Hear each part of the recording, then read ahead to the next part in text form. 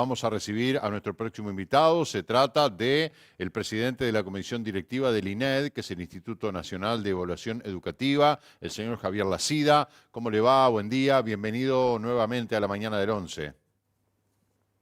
Buenos días, con mucho gusto. Bueno, muchas gracias. Bueno, queríamos hablar un poco del estado de la educación en Uruguay a partir de los cambios introducidos en la transformación educativa y también en la LUC, que tenían varios capítulos vinculados a la educación. ¿Qué nos puede decir?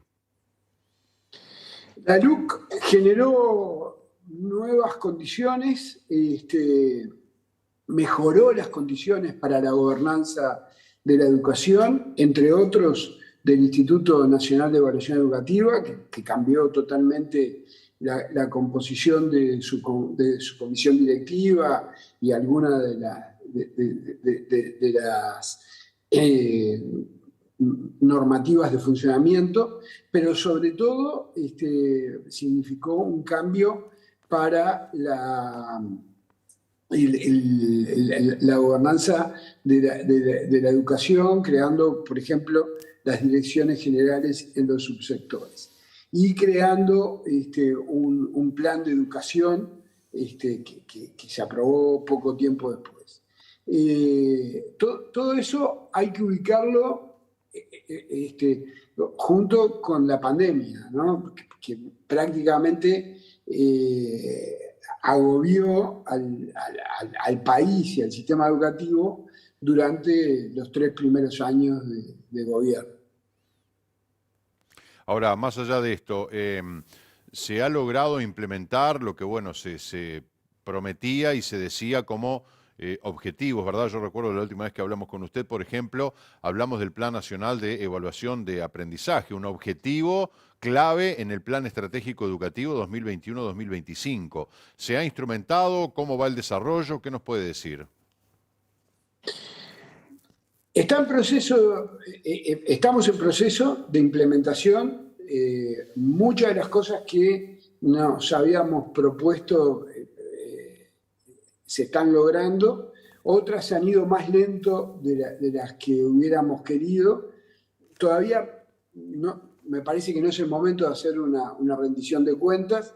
En este momento, por ejemplo, estamos trabajando en la preparación del informe que hicimos el año pasado, el trabajo de campo de evaluación de los estudiantes de tercer año de media, eso con respecto al Instituto de Evaluación. Yo diría, no, me parece que en ese momento hacer un análisis detallado, pero vamos a lograr, no sé, el 70, el 80% de las metas que nos propusimos.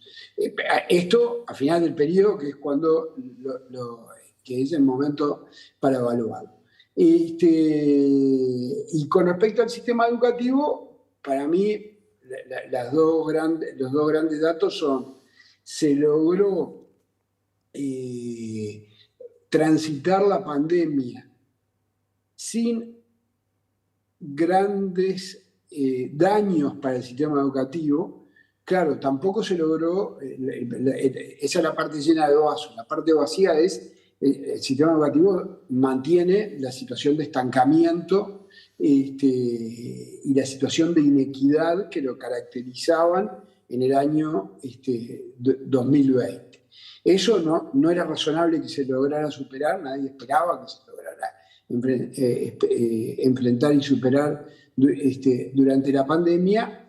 Ahora se puso, como tú bien decías, se puso en funcionamiento una transformación educativa que busca atender a eso, que a mi juicio está bien dirigida para enfrentar desafíos que son muy viejos del sistema educativo uruguayo.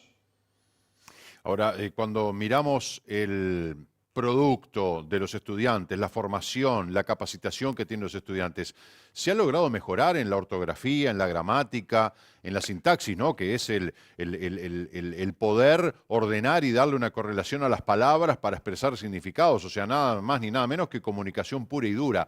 ¿Hemos podido mejorar en ese sentido para no ver esos alumnos y azorarnos de decir, no saben razonar, no saben pensar, no saben escribir? Es un horror las faltas de ortografía. ¿Hemos mejorado en algo en eso? No, pero no era esperable que mejoráramos. No, ningún país mejoró en el mundo y lo bueno es que no retrocedimos. O sea, la buena noticia, lamentablemente, hay que recordar que desde el 2020, el primer año en el cual, en el cual las clases empezaron con un funcionamiento normal, con una perspectiva de que va a haber clases todos los días y que no se van a interrumpir, o directamente sin clases presenciales funcionando, fue este año, el 2023. En el 2020 y el 2021 funcionaban muy irregularmente, y en el 2022 todavía había interrupciones cuando había situaciones, cuando aparecían situaciones de COVID. Y todavía uno mira los datos y hay un registro irregular. Hubo mejoras, por ejemplo, hubo mejoras en cosas muy vinculadas a la pandemia, en el acceso de docentes y educandos y educadores a las tecnologías, al Plan Ceibal. El Plan Ceibal tuvo una explosión en el uso y en la integración al funcionamiento cotidiano del proceso educativo. Lo ideal es que eso funcione como está funcionando ahora, en el año 2023, que es combinado con educación presencial. El problema es que durante estos 3 años anteriores, especialmente en el 2020 y 2021, durante muchos meses, la única modalidad fue la modalidad virtual. Y ahí está comprobado en Uruguay y en el mundo, cuando pasa eso, que quienes se rezagan, quienes más dificultades tienen, quienes peores condiciones tienen para acompañar los procesos de aprendizaje y para aprovecharlos, son los estudiantes de menores ingresos. Entonces, yo le diría, nuestras evaluaciones no muestran, no han mostrado mejoras, y no es esperable y no son esperables mejoras medibles en el corto plazo. Es esperable ver, que es lo que sí estamos observando, que está cambiando la forma de hacer las cosas. Que hay, por ejemplo, un cambio que para el Instituto de Evaluación Educativa es muy importante, que esté claro qué es lo que se espera que un estudiante sepa en cada grado y al salir de la educación. Eso no estaba claro hasta la transformación curricular el año pasado y se fue precisando con las progresiones de aprendizaje a lo largo de este año. La transformación tiene 3 grandes dimensiones. Una dimensión global de transformación del currículo que el Uruguay necesitaba, porque el INED había analizado los currículos uruguayos y los informes mostraban un currículo muy atrasado en su formato y en su definición de qué es lo que y el currículo es la gran referencia de la práctica educativa. Es lo que tiene que orientar y es lo que dice lo que queremos lograr y lo que podemos esperar todos los actores, los niños, los adolescentes, los docentes, los padres. Después, un segundo gran componente es la educación básica, que está en proceso, y un tercer gran componente que yo entiendo que va a llegar apenas a diseñarse, capaz que a ponerse a funcionamiento en una versión muy optimista, es el bachillerato. Pero lo interesante de todo esto es hay un plan global y ambicioso que los datos indican es lo que el Uruguay necesitaba. Era imperioso que eso existiera. No... para ver resultados va a haber que esperar, no hay alternativa. Es preocupante, ¿no? Porque ver las cosas que uno ve y hablar con el INED, que además es el organismo evaluador y también controlador y auditor de la educación, y que nos digan, bueno, no, lamentablemente no hemos avanzado. La buena noticia es que no hemos retrocedido. La verdad me preocupa porque digo, no tendría que ser una buena noticia el estar estancados, el decir no retrocedimos, vamos a ponernos contentos que no retrocedimos, cuando en realidad todos esperamos avanzar, porque estamos muy rezagados, tenemos muchas cosas para mejorar a nivel educativo y uno ve que los jóvenes y los adolescentes, más allá de estar desmotivados por una serie de problemas, no están formados, no están preparados, no tienen las competencias y las capacidades necesarias para desenvolverse en un mundo tan competitivo, tan feroz, tan dinámico y cambiante. Nos da la sensación de que estamos muy atrás, ¿no? Entonces, la verdad, es muy preocupante. Habrá que esperar. Dos comentarios. Sí, Primero, hay que preocuparse y hay que ocuparse. La buena noticia desde es ya. que hay que ocuparse. Mm. Segundo, uno observa, la cuestión es cuándo uno puede empezar a ver los cambios en donde tú, con mucho acierto decías, es la razón de ser del sistema educativo, que es ver los cambios en los estudiantes. Uno lo, lo, lo, lo, lo, lo va a poder apreciar con cierto tiempo. El INED lo va a poder medir y se van a poder ver resultados después de... Pero no estoy hablando de muchos años, estoy hablando, por ejemplo, de 2, 3 años. Pero los cambios empezaron este año.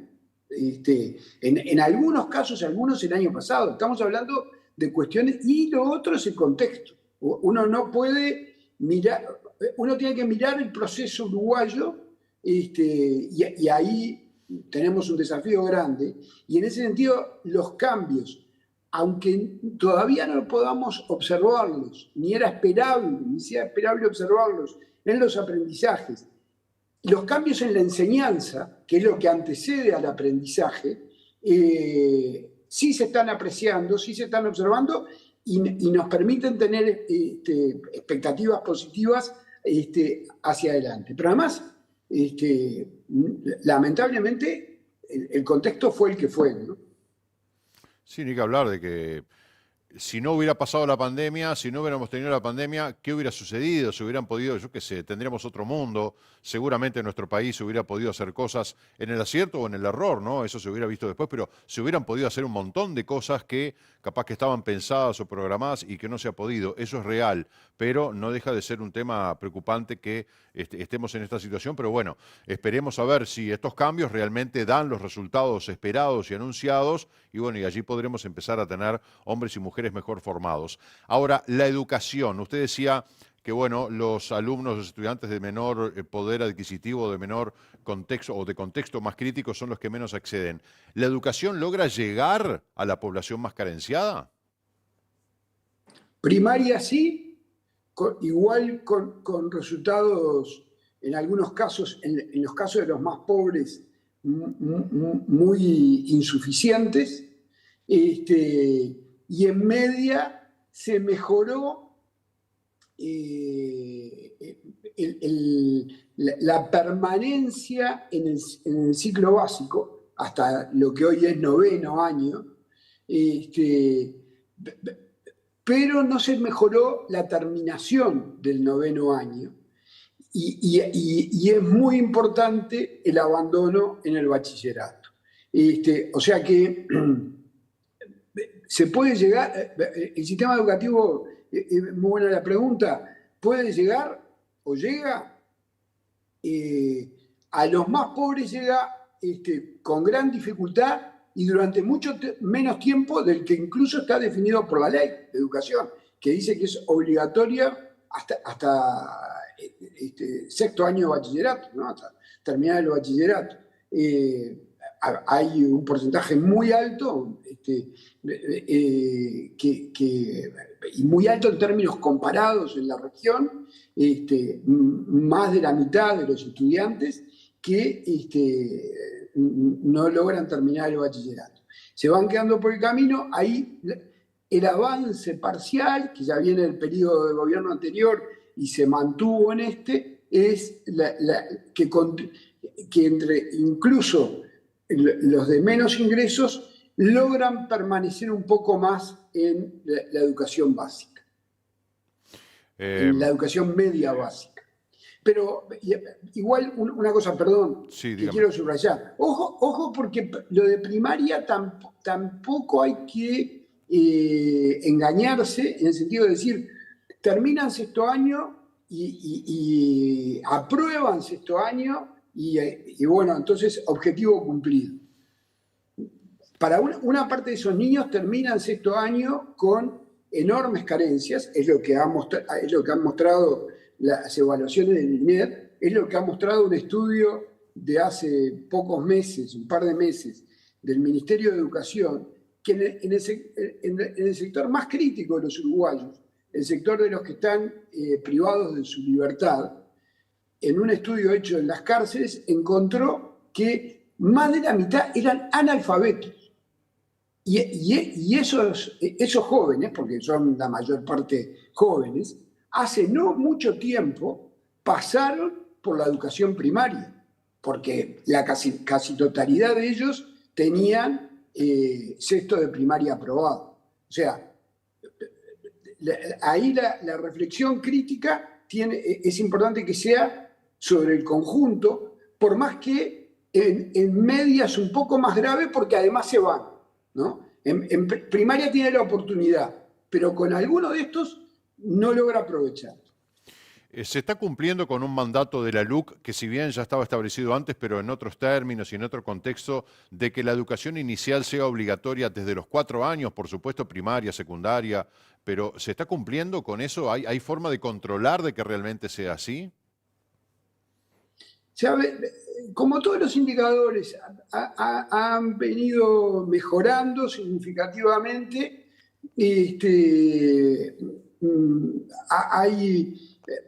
se detectan algunos problemas en la cobertura y también en la asistencia. Y este es un sector, especialmente, ahí hubo, en 4 años la cobertura es muy buena, pero en 3 años, que también es un objetivo muy importante, hubo es una de las áreas en las que hubo algún pequeño retroceso que nosotros observamos durante la pandemia.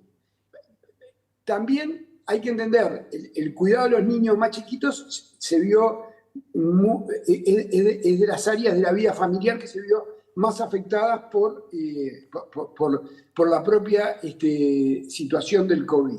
Y no es que haya habido un retroceso enorme, es que nosotros lo que identificamos es que se venía mejorando cada año, lo cual es un objetivo fundamental para el aprendizaje después, eso está muy probado, haber asistido al preescolar ayuda y a la educación inicial ayuda a los buenos resultados y a mejorar el aprendizaje más adelante.